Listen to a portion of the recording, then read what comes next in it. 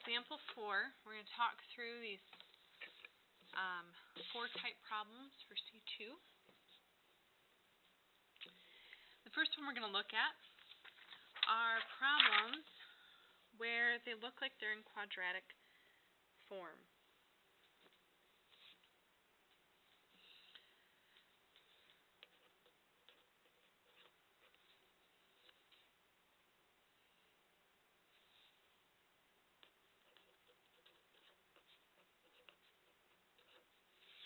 Okay, so we're going to start with something like this.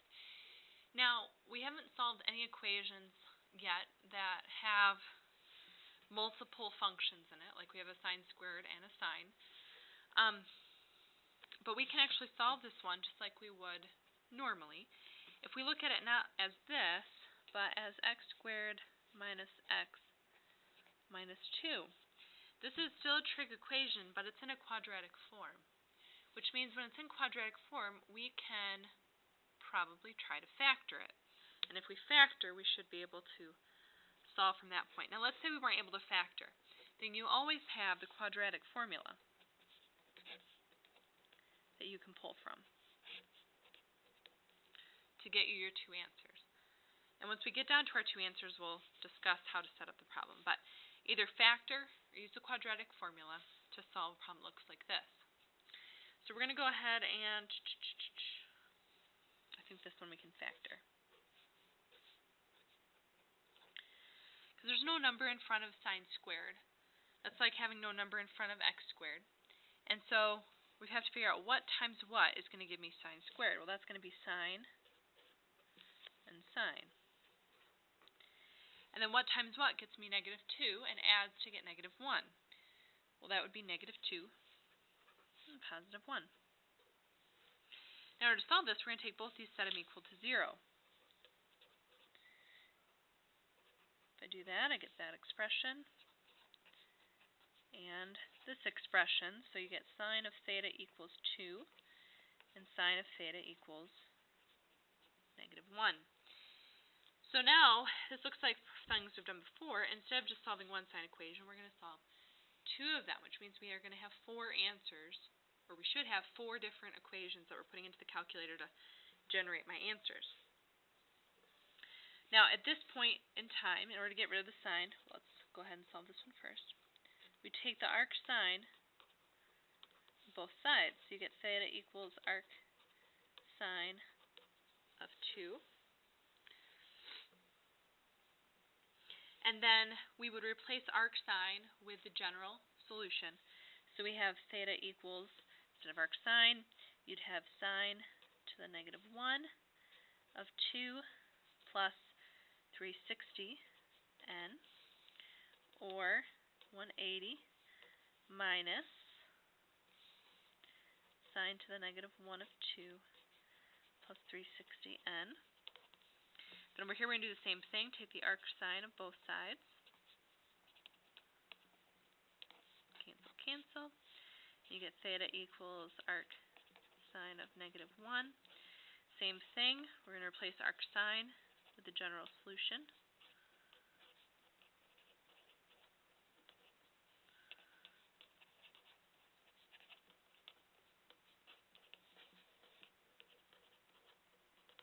Okay, so we have 4 answers. Now, we come to our calculator. I'm going to put these 2 in first. So sine to the negative 1 of 2 plus 360x, and then 180 minus inverse sine of 2 plus 360x, and then putting these 2.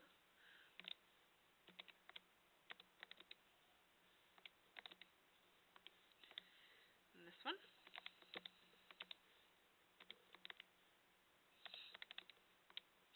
Make sure my mode's in degrees, and go to my table. Now, if I put in 0 rotations, I get an error and an error. If I put in 1 rotation, what happened here? Oh, I know why. So remember you have 4 equations. I'm going to scroll over. You'll see that the first 2 columns are giving me error. It gives me error again. Actually, the first 2 columns will always give you an error because you can't find the inverse sine of 2. If you remember what a sine function looks like, it oscillates between -1 and 1. So you can't ever hit a y value of 2. So that automatically throws those 2 out, and I'm going to go ahead and deselect those so they don't show up anymore. So in my columns, I only have y3 and y4, and then I'm getting some answers. So if I look between 0 and 360 as my solution set, I would get 270 as an answer, and that's it.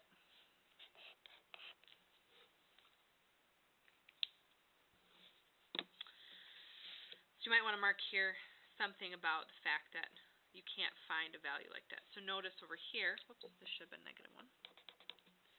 Notice over here, -1, that's okay because in the unit circle we did have places where the y value was -1 at those unit marks, or sorry, quadrant marks, but we never were able to get a y value of 2.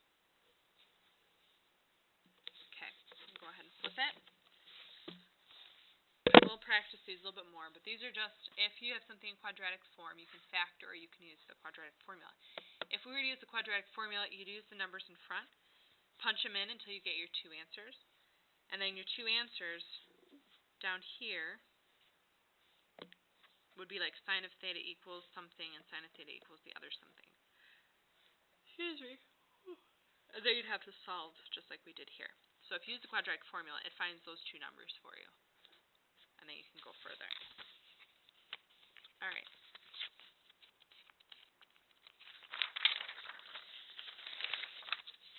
Example 5, which is another 4-type problem.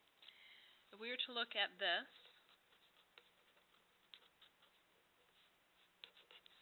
and solve this equation, there's an issue here because you have a linear function and a trig function in the same problem. You cannot solve this algebraically because you can't have 2 separate different functions and be able to solve algebraically. So that might be something to write down here. Can't solve algebraically because 2 different functions.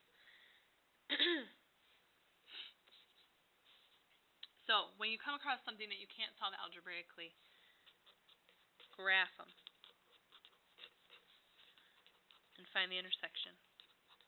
So much like we were doing before with C1, we're going to do in problems like this where we can't solve algebraically because 2 totally different functions. So I'm going to clear all this out. And then in y1, I'm going to put 0.2x plus sine of x. Notice we changed mode. And then the y value that I'm looking for is 2. Okay, and then I'm going to go hit graph. But before I hit graph, I'm going to zoom standard, so it shows me a -10 to 10 graph.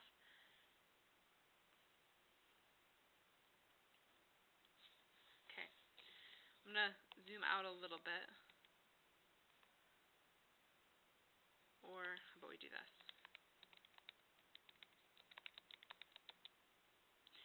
Now you'll notice, and this is what's happening here, basically this trig function is oscillating up and down along this linear function. So if you were to draw a line, that would be following that line or that slope of 2/10 x. And it's just oscillating back and forth. Now we can see places where they intersect, so let's zoom in on that section.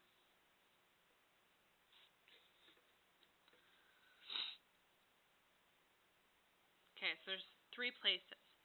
I'm going to find all 3 places. Enter, enter, enter. It finds me that middle place. So 9.28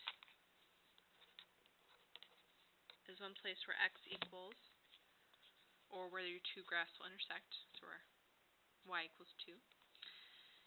I'm going to do it again. And then enter, enter, enter to find that value, which is 6.941. And then I'm going to scroll down here, do it one more time. Oops.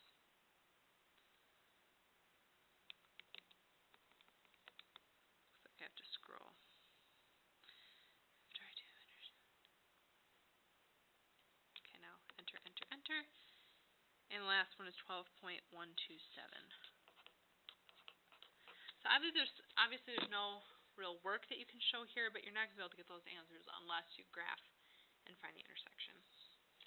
So the reason these are 4-type problems is because I'm going to give you, or we're going to practice ones that are quadratic form, and then ones where you have to recognize that, hey, I can't solve this algebraically. This is why. You have to tell me why you can't solve it algebraically, and then you have to be able to solve graphically. Okay, go ahead and switch over to T1. We'll see how much we can get through here. Okay. So in this tutor, we'll be discovering some of the basic properties of trig functions that we need to be very familiar with. We will also be using these properties to prove statements in order to practice using them and recognizing when they can be used. Okay, so reciprocal properties. We're going to talk about the underpinning concept of these properties by using triangles and graphs, and then we're going to summarize at the end. So in a triangle connection here,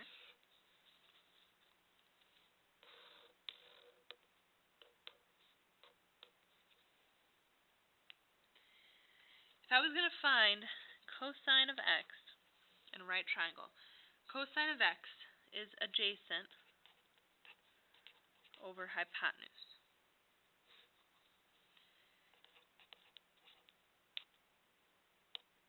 Secant of x, then, because we've already talked about the fact that cosine and secant are reciprocals, secant of x is then the hypotenuse over the adjacent. And so, we could say cosine of x is equal to 1 over secant of x because of this reciprocal property. We've kind of already touched on that relationship before when we were graphing. But in terms of triangle and SOHCAHTOA, that's how they're related. Now with graphs, that was just to draw a very basic graph here.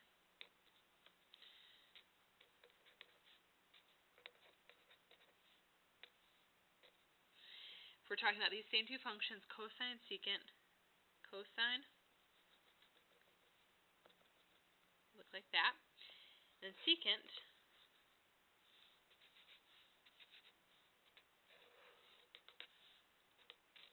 looks like that. So in a graph situation like this, where cosine of theta equals 1/2, so if we look at where 1/2 is, where cosine of theta is equal to 1/2, secant of theta equals 2. Okay, so on this dashed line where that's 1/2, if we were to match up where the secant graph is at that point, we would be at the y value of 2. Where cosine of theta is 0, so where cosine of theta is 0, secant of theta is undefined. Where cosine of theta is a min, secant of theta is a max.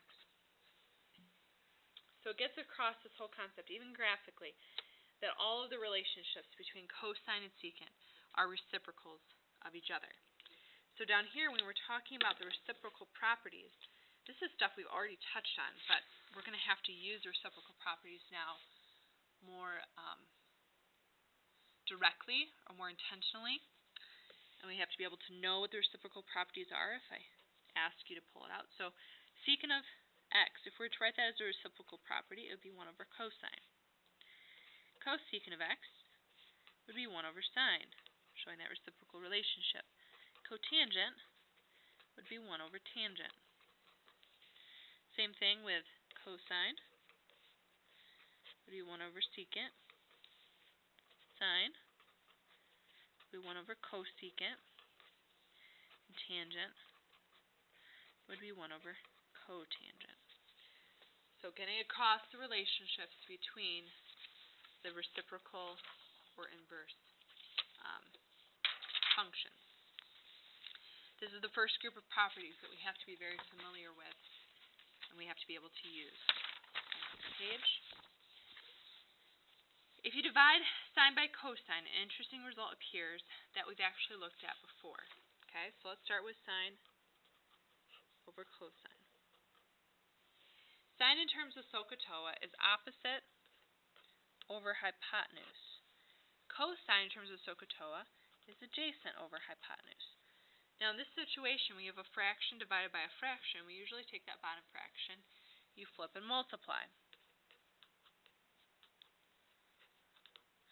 which makes the hypotenuses cancel out and just gives you O over A, which, opposite over adjacent, we've already discovered is tangent. Therefore, tangent of x is equal to sine x over cosine x. We've just proven this property true by using things we've already proved true in the past, those SOHCAHTOA relationships. Each of the quotient properties that we have to be familiar with can be expressed in terms of secant and cosecant. For example, if we stick with tangent, and tangent we know is sine over cosine, we can replace sine with some of the reciprocal properties over here. So sine we're going to replace with 1 over cosecant. Cosine, we know over here, is the same as saying 1 over secant. Again, fraction over fraction, you're going to take that bottom fraction, flip and multiply, which gives me secant x over cosecant x. So we could say, therefore, tan of x is also equal to secant x over cosecant x, because we've shown that relationship to be true. So the two quotient properties are really based on tangent and cotangent. They can be written in terms of sine and cosine, but as we've also seen, that relationship can also be written in terms of secant and cosecant.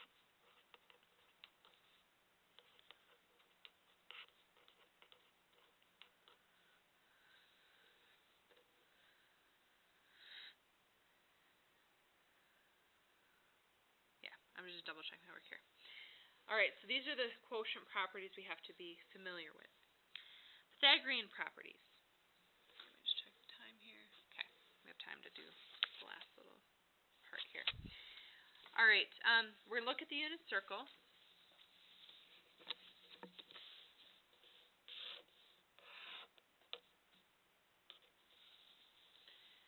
Here's the edge of a unit circle here. This is 1 on the unit circle, which makes this 1 as a radius. This is a theta. There's my right triangle here. And this is some sort of x value, and this is some sort of y value. Okay, so let's look at this unit circle. By definition, in this unit circle, cosine of theta is equal to adjacent over hypotenuse. So cosine of theta is equal to x over 1. Sine of theta is then equal to opposite over hypotenuse, or y over 1.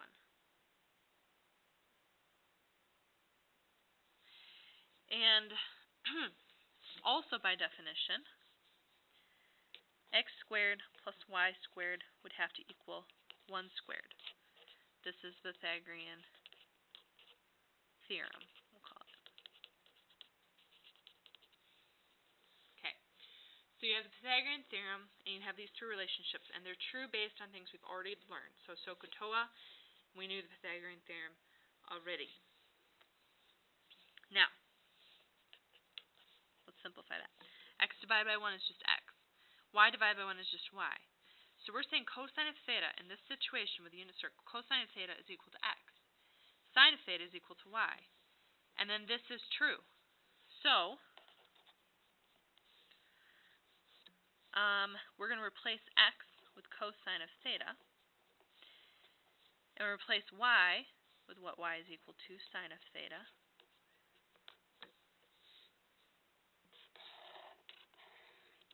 So what this is saying is, based on these relationships we've already proven is true, if cosine of theta is equal to x and sine of theta is equal to y, we can replace x and we can replace sine, and we can have the same Pythagorean relationship, or the Pythagorean theorem, now written in terms of sine and cosine. Why this is helpful is because you'll see sine squared plus cosine squared, or vice versa, lots of times, and we can replace that expression with the value of 1, because we're showing that this is equal to 1 in a unit circle. So having that relationship, and that's actually the first Pythagorean property here, they usually write sine squared first. So sine squared plus cosine squared is equal to 1. Two Pythagorean properties that can be derived from this main one. So if you have sine squared of x plus cosine squared of x equals 1, if we were to divide everything by, let's say, cosine squared, sine squared over cosine squared is tan squared. Cosine squared over cosine squared is 1. And then 1 divided by cosine squared I could write as secant squared. So that's another Pythagorean property.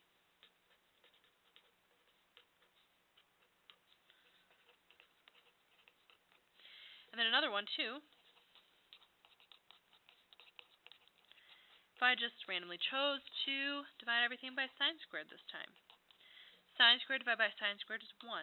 Cosine squared divided by sine squared is cotangent squared. 1 divided by sine squared is cosecant squared. And that's the other Pythagorean property.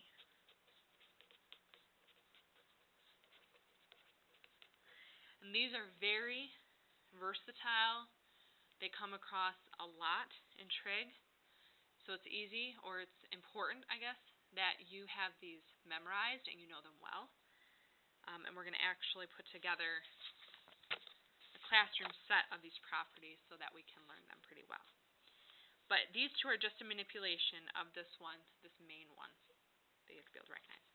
All right, example 1, 2, and 3 we're going to actually do together in class tomorrow, because these are a little bit easier to, well, maybe not easier to do in class, but I want to do them in class with you so that if there's questions right as we're going through it, you can ask right then. All right, so that's it for today.